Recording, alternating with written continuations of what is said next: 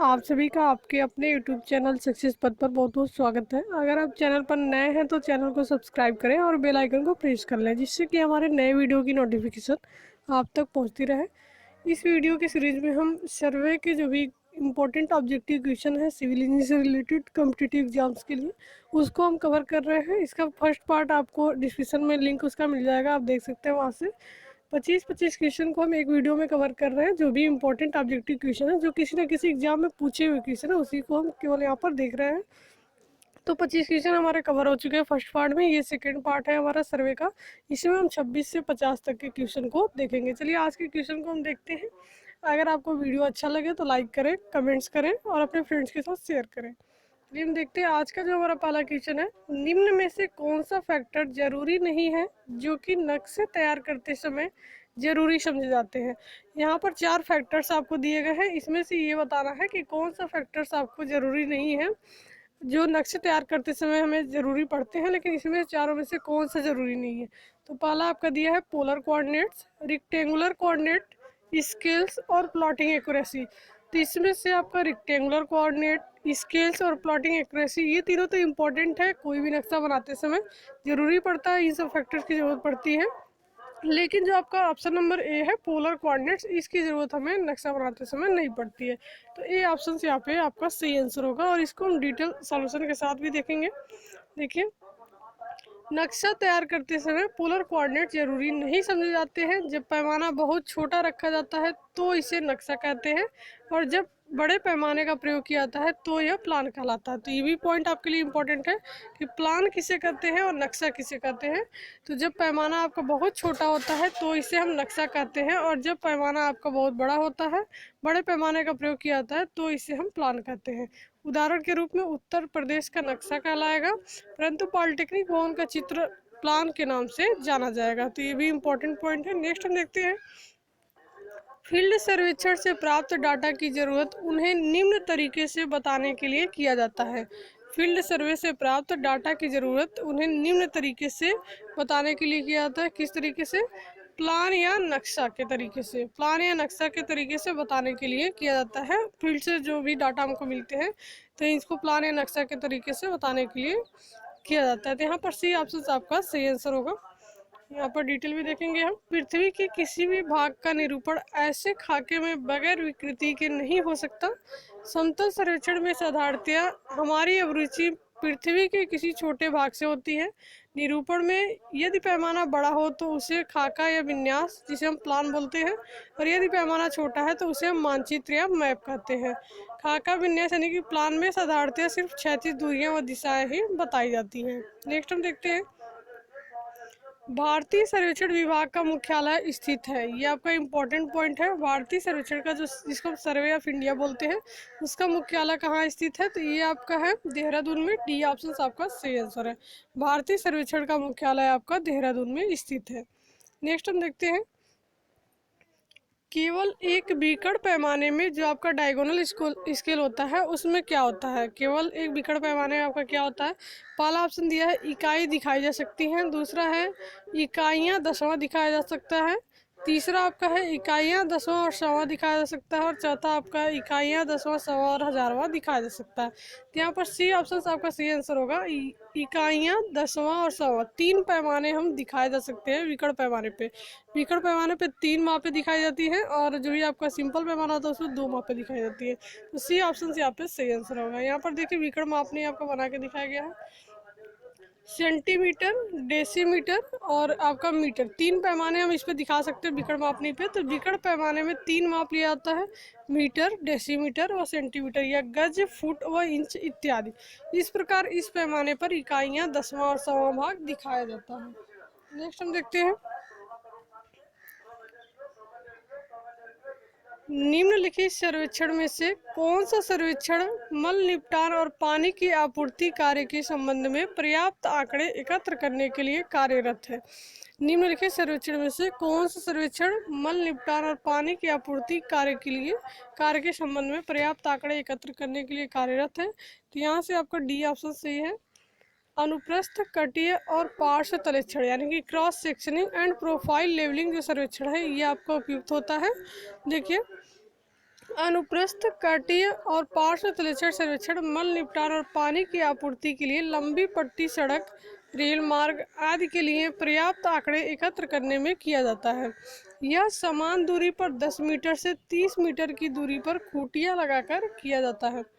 Next हम देखते हैं, निम्न में से किसका उपयोग नक्शे की जगह हो सकता है?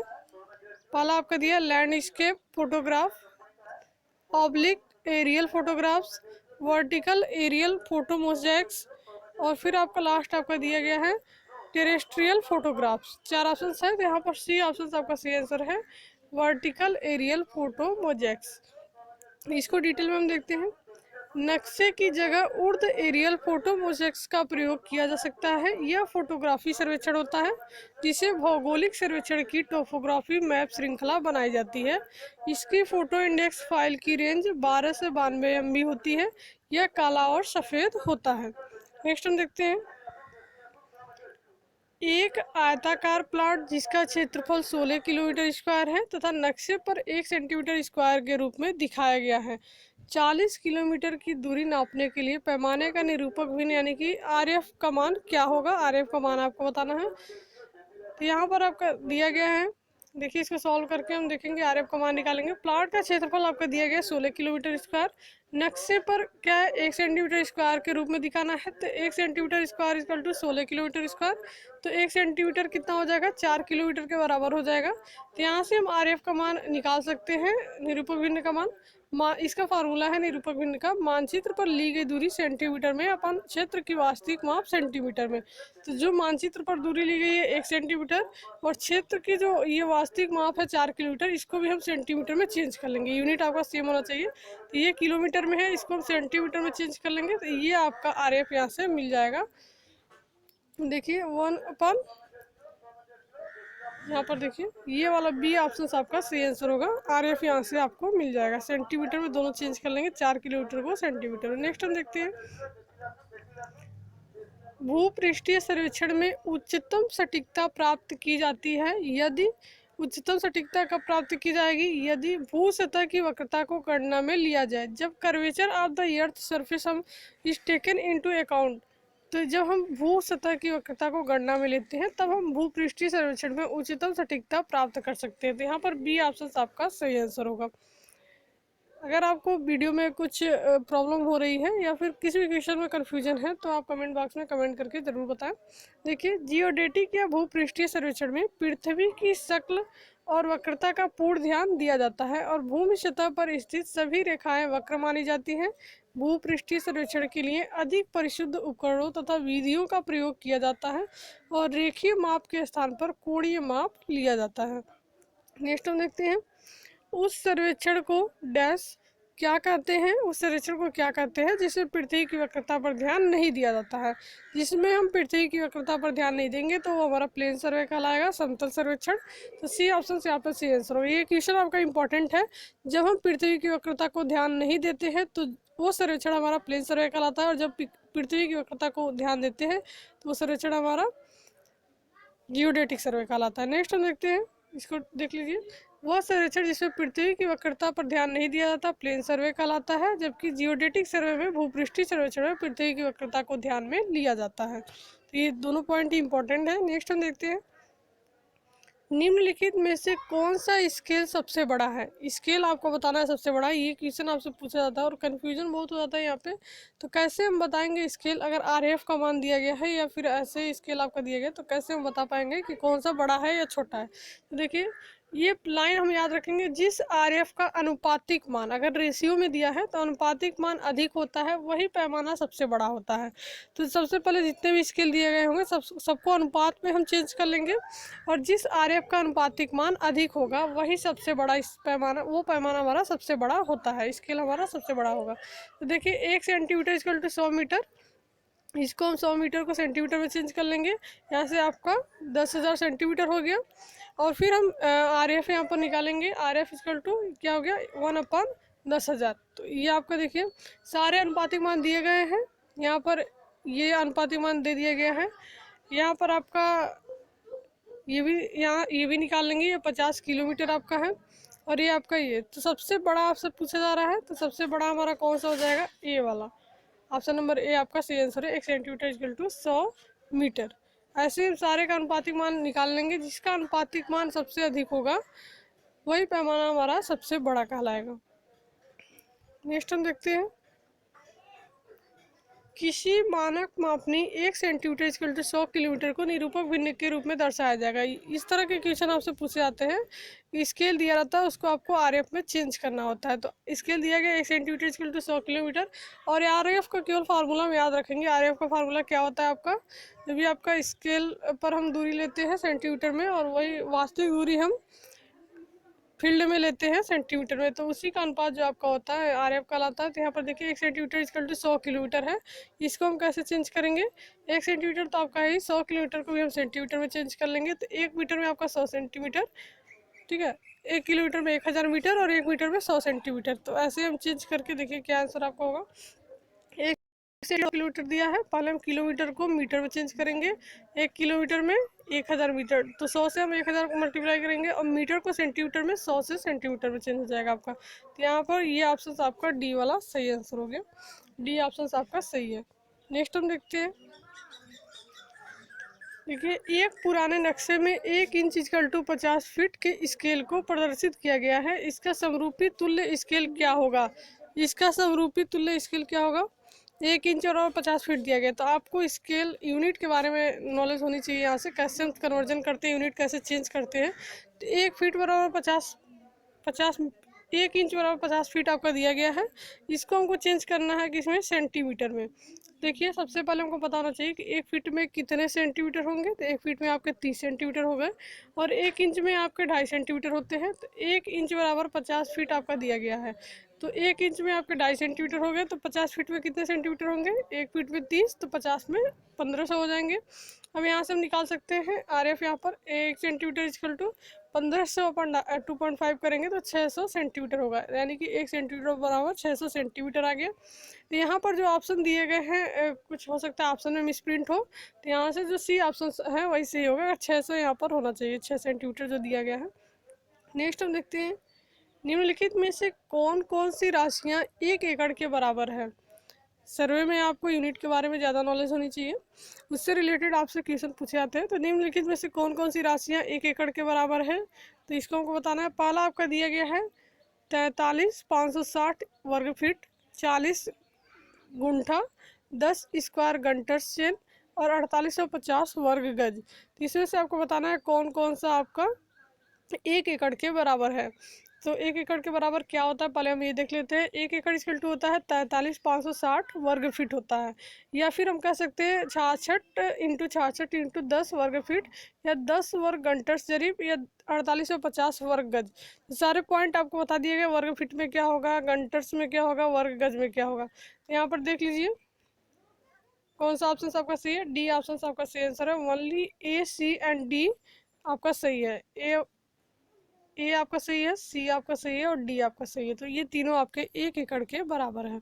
नेक्स्ट हम देखते हैं, निरूपक भिन्न, ये आपका दिया गया है आरएफ का मान। यहाँ पर निम्नलिखित के पैमाने का प्रतीक है, किसके पैमाने का प्रतीक होगा, आरएफ कितना होगा इसका। जैसे 4 पॉइंट आपका दिया गया, जिसमें पहला आपका दिया 1 सेंटीमीटर इक्वल टू इतना metre, 1 centimetre 10 kilometre, 1 centimetre 1 kilometre.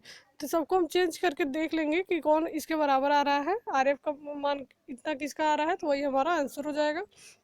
यहाँ पर देखिए निरूपक भिन्न इतना दिया गया है, इसको हम चेंज करेंगे स्केल में। तो 1 मीटर इक्वल टू 100 सेंटीमीटर आपका हो गया, और 1 किलोमीटर इक्वल टू इतना आपको माना जाएगा यहाँ पर सेंटीमीटर में। तो 1 सेंटीमीटर बराबर 1 किलोमीटर। तो यहाँ से आपका सी आंसर सही होगा। इसका स्केल में जब हम चेंज कर रहे हैं आरएफ को, जो भी आरएफ दिया गया है, तो आपका मान आ रहा है 1 सेंटीमीटर इक्वल टू 1 किलोमीटर। तो यहाँ से हमारा सी ऑप्शन सही आंसर हो जाएगा। आरएफ को स्केल में चेंज करना है। यहाँ पे कुछ इंपॉर्टेंट पॉइंट भी है सर्वे से रिलेटेड, उसको भी हम साथ में देखते चलेंगे। यहाँ पर देखिए, थियोडलाइट उपकरण द्वारा क्षैतिज तथा ऊर्ध्वाधर कोण मापा जाता है। जरीब समानता, थियोडाइट से हम क्या मापते हैं, क्षैतिज और ऊर्ध्वाधर कोण दोनों मापते हैं, हॉरिजॉन्टल और वर्टिकल। जरीब समानता जस्तीकृत लोहे की बनी होती है। सारे पॉइंट आपके इंपॉर्टेंट है, इससे और लीनियर क्वेश्चन पूछे जाते हैं। जरीब के दोनों किनारों पर एक एक पीतल की हैंडल लगाए जाते हैं। जरीब में ऐंठन न होने के लिए फिरकी जोड़ लगाई जाती है। इंजीनियरिंग जरीब में प्रत्येक कड़ी की लंबाई 1 फुट होती है। गंटर जरीब की लंबाई 66 फुट होती है। गंटर जरीब में 100 कड़ियाँ होती है तथा प्रत्येक कड़ी की लंबाई 0.66 फुट होती है। मानक जरीब की लंबाई इनवार फीता द्वारा मापा जाता है। राजस्व जरीब की लंबाई 33 फुट होती है। राजस्व जरीब भूकर सर्वेक्षणों में प्रयोग की जाती है। इस्पाती पत्ती जरीब की लंबाई 20 तथा 30 मीटर की होती है। 20 मीटर लंबी जरीब में कड़ियों की संख्या 100 होती है और जो 30 मीटर लंबी जरीब होती है उसमें कड़ियों की संख्या 150 होती है। तो ये दोनों पॉइंट आपके लिए वेरी वेरी इंपॉर्टेंट है। मीटरी जरीब में कड़ियों की केंद्र से केंद्र की दूरी 20 सेंटीमीटर होती है। ये भी पॉइंट आपके लिए इंपॉर्टेंट है, पूछा जाता है एग्जाम में। आरेखन दंड की लंबाई 3 मीटर 2 से 3 मीटर होती है। आपकी आरेखन दंड की लंबाई मैक्सिमम आपका 3 मीटर है, 2 से 3 मीटर। और जो भी आपकी ऑफसेट राड होती है उसकी लंबाई आपकी 2 मीटर होती है। प्रिज्मी दिक्सूचक का अल्पतमांक 15 मिनट होता है। प्रिज्मेटिक कंपास का लिस्ट काउंट आपका 15 मिनट होता है। इनवार फीता अत्यंत परिशुद्धता वाले सर्वेक्षण कार्यों में प्रयोग किया जाता है। आरेखन दंड यानी कि रेंजिंग रॉड छड़ की लंबाई 2 से 3 मीटर होती है। सुया सूजा की लंबाई 40 सेंटीमीटर होती है। सर्वेक्षण करते समय सर्वेयर के पास 10 सुए होने चाहिए। प्रकाशीय गुनिया में दोनों दर्पणों के बीच का कोण 45 डिग्री रखा जाता है। जरीब सर्वेक्षण में केवल रेखीय मापे ली जाती है। ये पॉइंट इंपॉर्टेंट है आपका, पूछा जाता है। जरीब सर्वेक्षण में केवल हम लीनियर मेजरमेंट करते हैं, रेखीय मापे लेते हैं। और थियोडाइट सर्वे में हम रेखीय तथा कोणीय दोनों मापे लेते हैं। नेक्स्ट हम देखते हैं, क्षेत्र में अनुकूलतम त्रिभुज के लिए कोई भी कोण 30 डिग्री से कम व 120 डिग्री से अधिक नहीं होना चाहिए। कोण आपसे पूछा जाता है कितना होना चाहिए, तो मिनिमम आपका 30 डिग्री और मैक्सिमम आपका 120 डिग्री। खसके की परिसीमित लंबाई 15 मीटर होती है और 1 सेंटीमीटर इक्वल टू 100 किलोमीटर वाले पैमाने की स्केल सूचक भिन्न आपकी आरएफ का मान दिया गया है, इतना होता है, वो तो आप निकाल भी सकते हैं।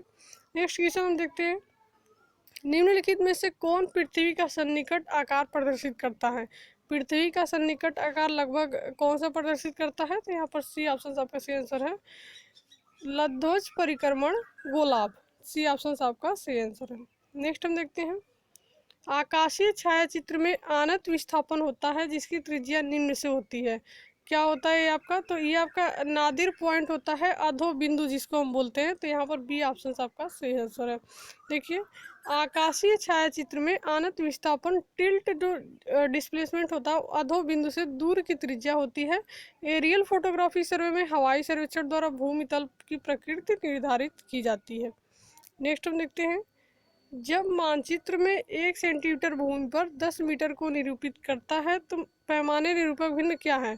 आपको ये आरएफ में कन्वर्ट करने के लिए आना चाहिए, इसके लिए आपको स्केल पता होना चाहिए। तो आरएफ से स्केल में कन्वर्ट करना है, स्केल से आरएफ में, ये क्वेश्चन आपसे पूछे जाते हैं एग्जाम में। तो यहाँ पर स्केल दिया है 1 सेंटीमीटर भूमि पर 10 मीटर को निरूपित करता है, तो आरएफ आपका क्या होगा।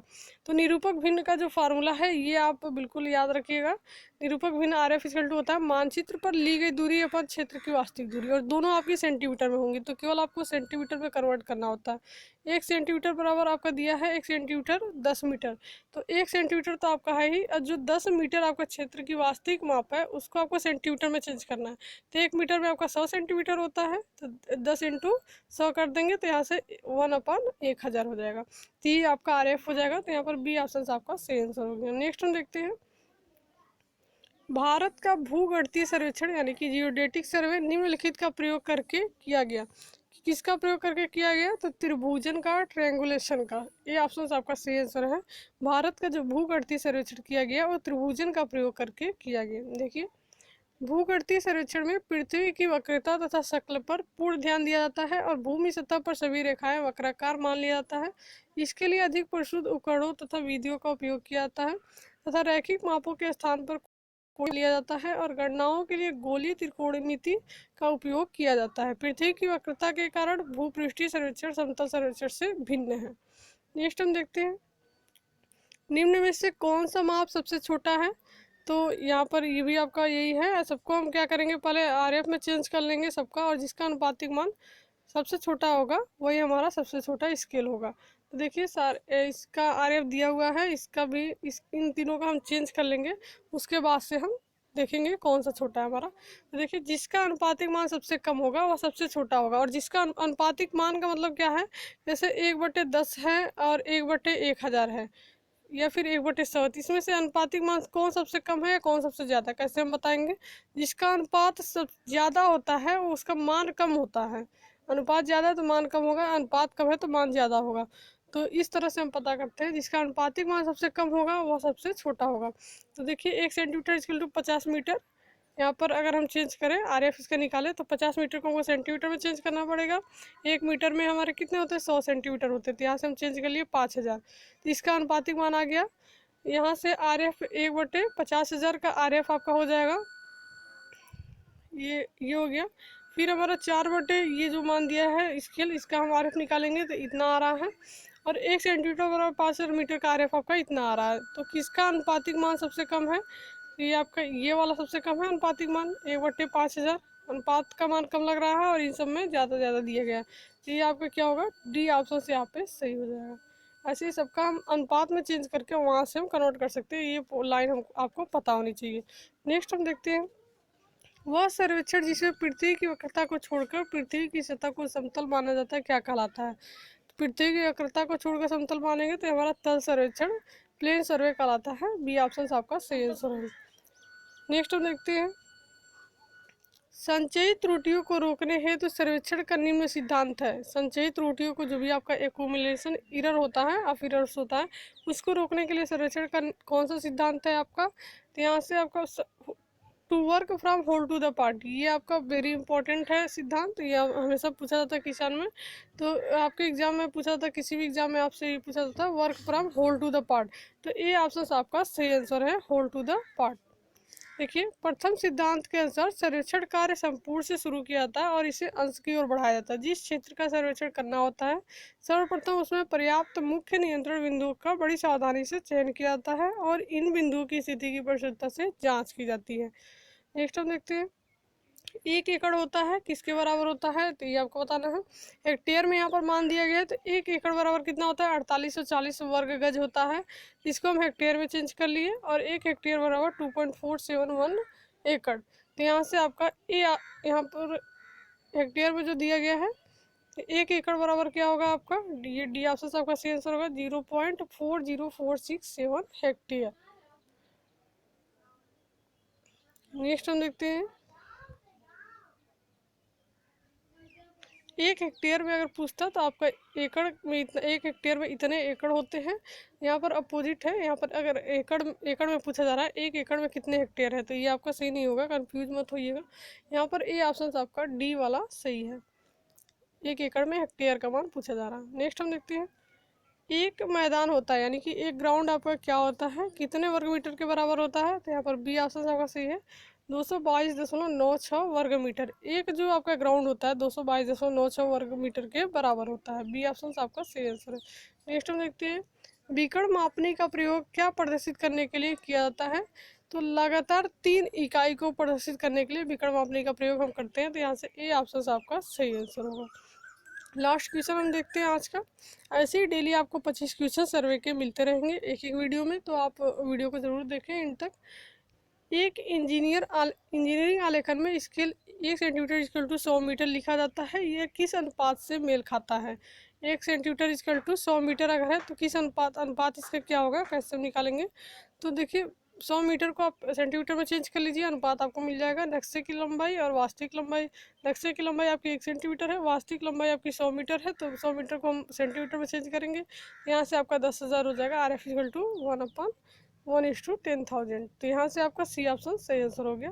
तो इसी तरह से और वीडियो के लिए आप चैनल को ज़रूर सब्सक्राइब करें, इस वीडियो को अपने फ्रेंड्स के साथ शेयर करें और कोई अगर कन्फ्यूजन है तो कमेंट बॉक्स में कमेंट